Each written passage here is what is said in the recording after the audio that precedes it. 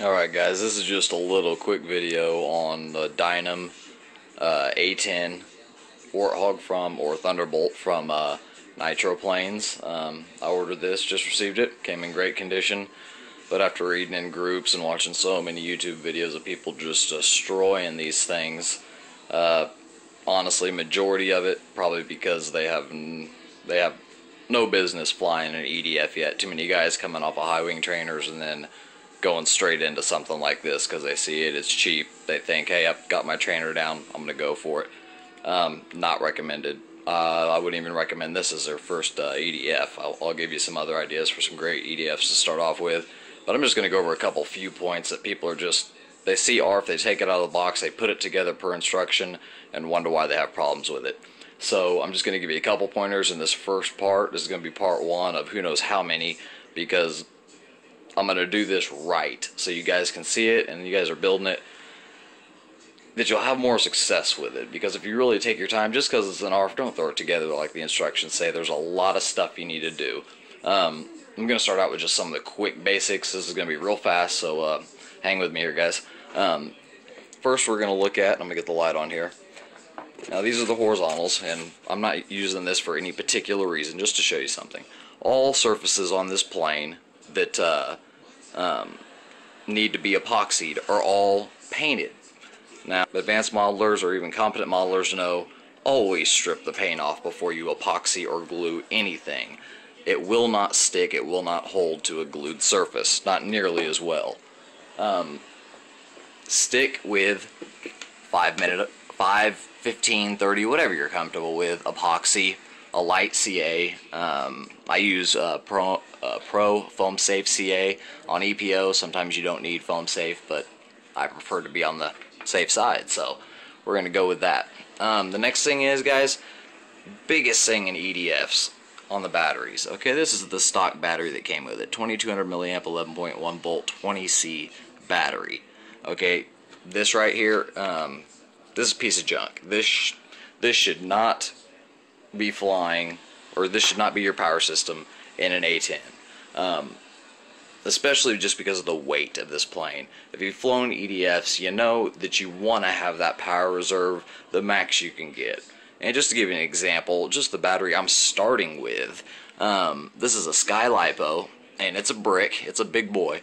This is a Sky Lipo 3-cell, 3000 milliamp, 30C continuous, 60C burst LiPo battery. Now you can tell the size difference here. Okay, it's a big boy.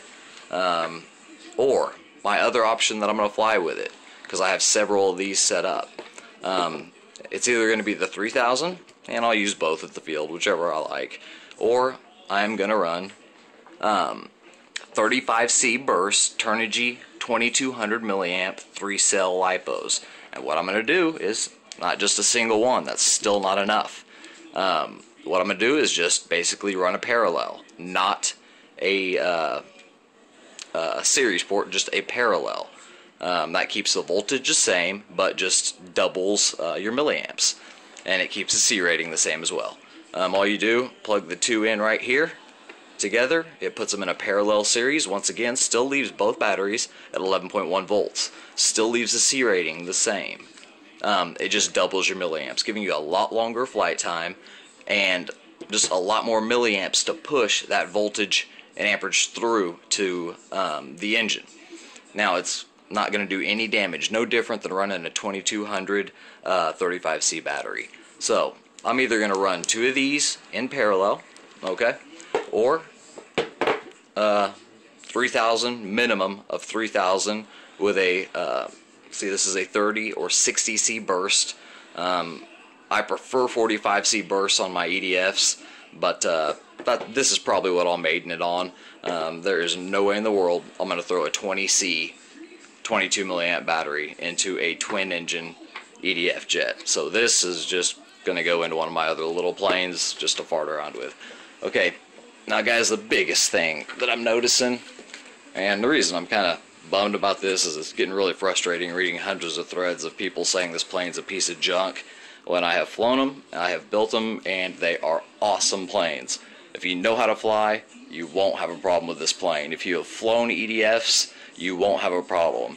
Now, the suggested CG in the book is wrong. If you place your battery and you balance this at, I believe it is 70 to 75 from the leading edge of the wing, completely off. The best tip I've heard from guys online, been successful with me.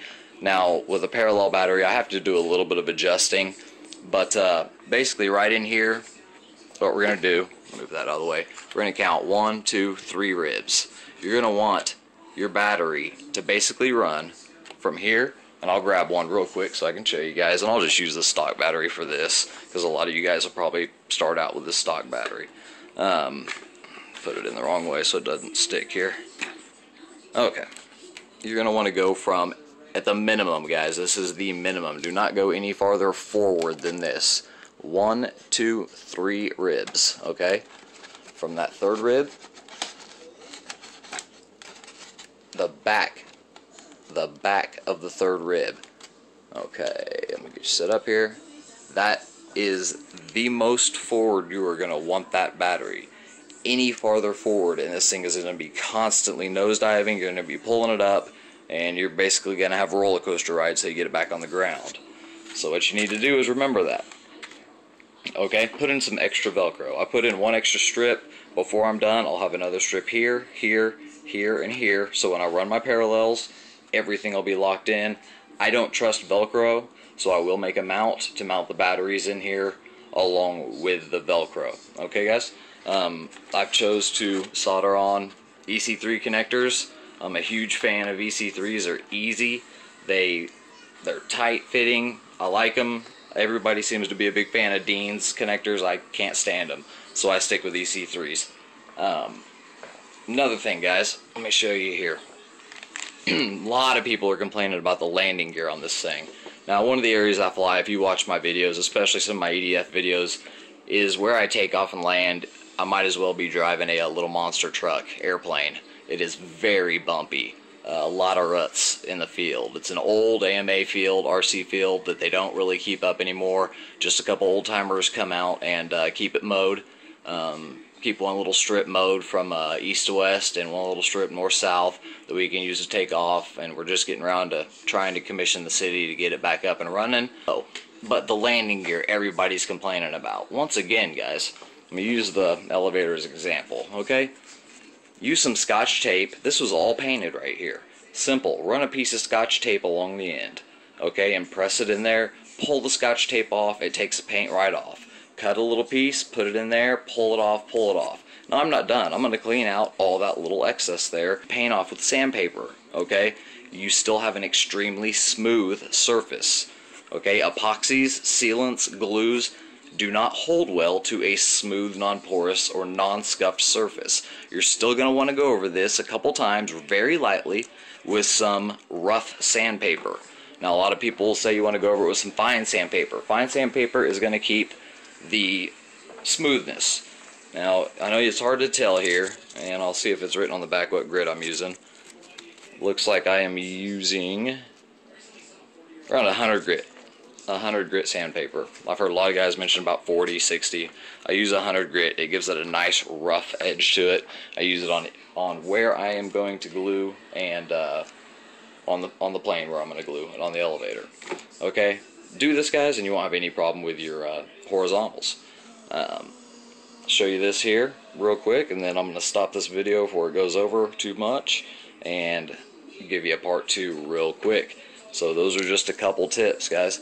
I'm going to try and give you all the tips I can. This is really an awesome plane, and it will fly great if you build it the way you're supposed to.